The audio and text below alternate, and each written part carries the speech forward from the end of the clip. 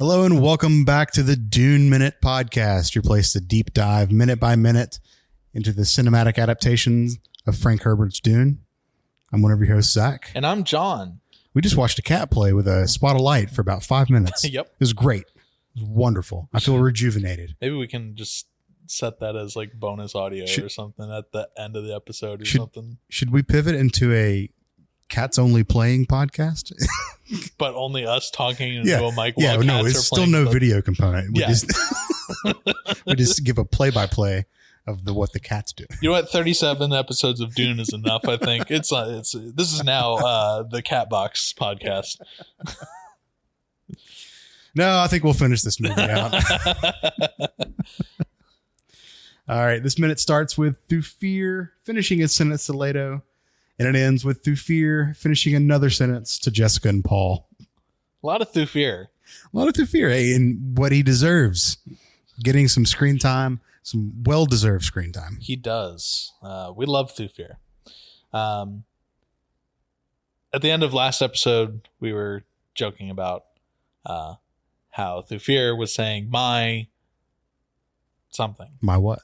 Yeah. Well, like we've talked about, we've watched this movie a few times, so we know what he's talking to. He's talking to no one's surprise at all, Duke Leto Atreides. He says, "My lord." Yep. Gives him a little bow. Leto is very happy to see him. I think it's one of the few times that we see Leto actually like smile in the movie. Sure. Because who doesn't love Thufir Hawat? Yeah, and he says, "How are you, my old friend?" Yes. Thufir immediately is just right to business. And he's like, my advanced team has secured the city. We're smoothing out a few rough spots. Before that, the note that I had about this, him saying, "How are you, my old friend?" It's been like, what, a week or two? 2 weeks because we saw. I don't think we're ever given a time frame. Okay, so it's not super long. Let's pick this apart just for a second then. So we know Duncan, Idaho was going about a week ahead of them. Do they ever say? Mm-hmm. Well, they say you'll join with the rest of the family next week or something like that. I'm pretty sure they say, or do they say? I think it's a few weeks. They say in a few weeks. Okay, yeah. It's nothing definitive then. But it's not like it's been years. No, it's not been years. It's just like a couple of weeks. And, with someone who presumably Leto talks to Thufir a lot throughout a day. Yeah. Having him gone, he probably felt that absence, I guess. Sure.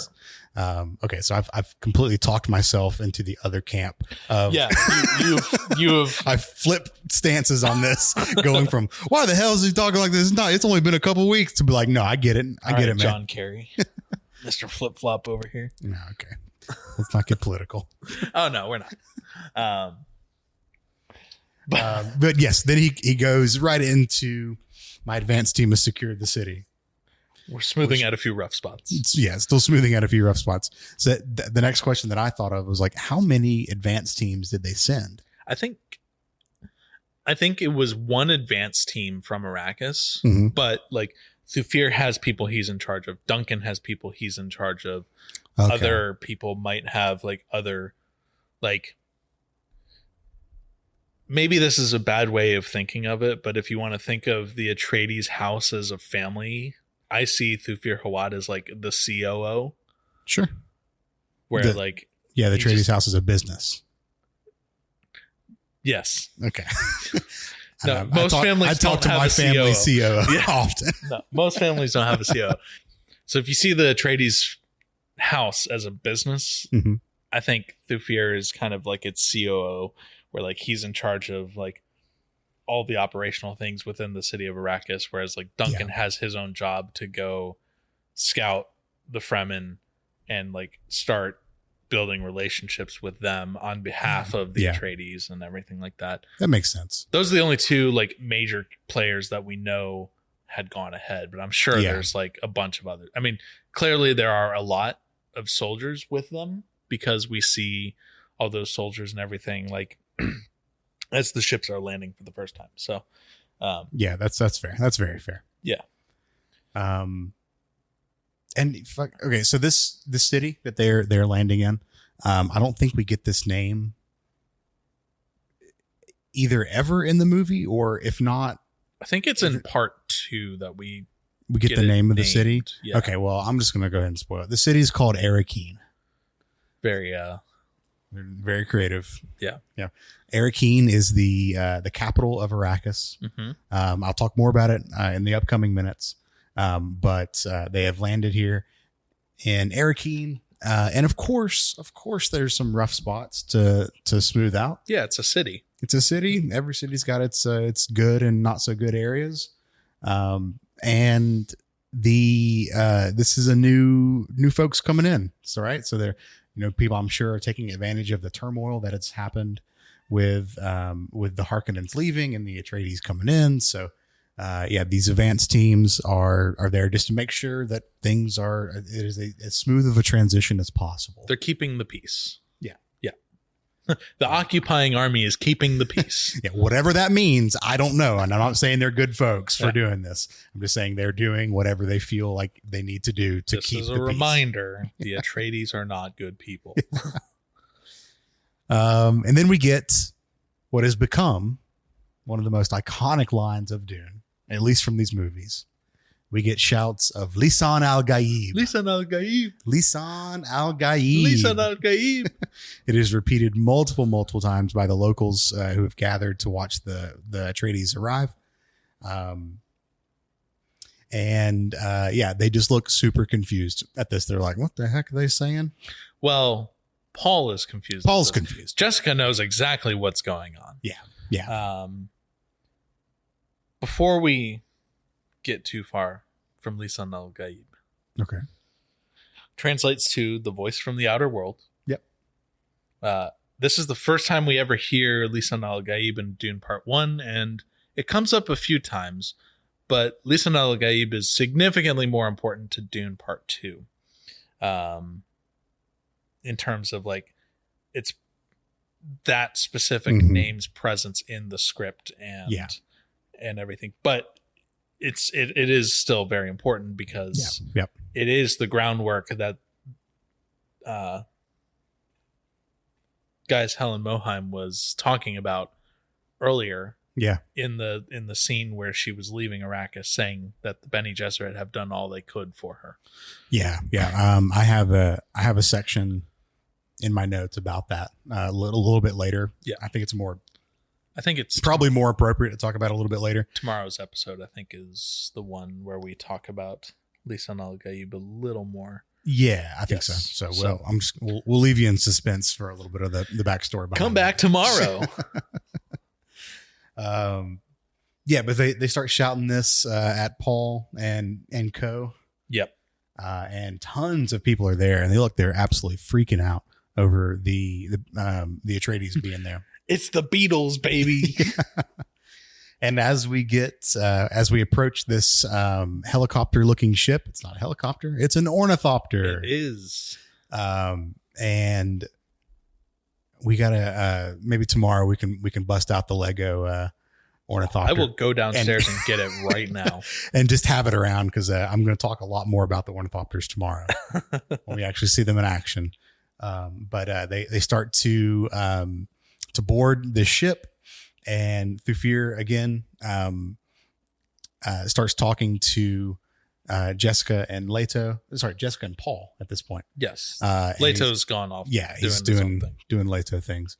And he says, "Don't be fooled by the warm welcome." Do you have the full quote written down? Yes. Don't be fooled by the welcome. They follow their old master's rules. Mandatory attendance. That's Harkonnen love out there. Yeah. So clearly the Harkonnens, this is more evidence that they ruled the planet in a much more authoritarian style. Yep. Where every person who was in the city had to be at the arrivals and departures. So he's like, hey, don't get too excited. They're not just here for you. They're here because they feel like they have to be here. They're here because their previous landlords, as it were, planet lords, would probably beat their ass and or kill them for not being there. So. Probably in that order. Yeah, definitely in that order. Yeah, and that's where our minute ends right there. As they're boarding the ship. So we get a little bit more walk and talk action with Thufir and the rest of the Atreides. And yeah, as some kind of foreshadowing things to come. Mm-hmm. One thing before we end this minute, during one of our many walk and talk moments of this movie, we do see another image of like how long the train on Jessica's like dress is and everything. Oh yeah, because it's I think we see it and it's like blowing off to the side, probably like 4 or 5 people lengths worth. Yeah. It's just like out of control. You can see your handmaidens are trying to keep up with it. They can't. But one thing that I noticed, because we're going through this, frame by frame and everything, Paul is basically wearing like this, not the same, but a similar, outfit and everything to what he was wearing during the ceremony of the change. Sure. Jessica she's got her crazy big dress on and everything. But one thing that I noticed was her shoes. Okay. So she's got these like platform boot situation going on where it's like from the sole of the boot down. Okay. It's like a Japanese, and I'm going to butcher this, but I think it's pronounced gaita. Okay. Which are the like traditional wooden clogs that you always see. Oh yeah. It's like the 2 smaller blocks, like the 1 smaller block in the middle and then that clog. But then from up there, it just looked like Doc Martens. And I'm like, what a strange. Someone in the costume department was having fun that day. Oh sure.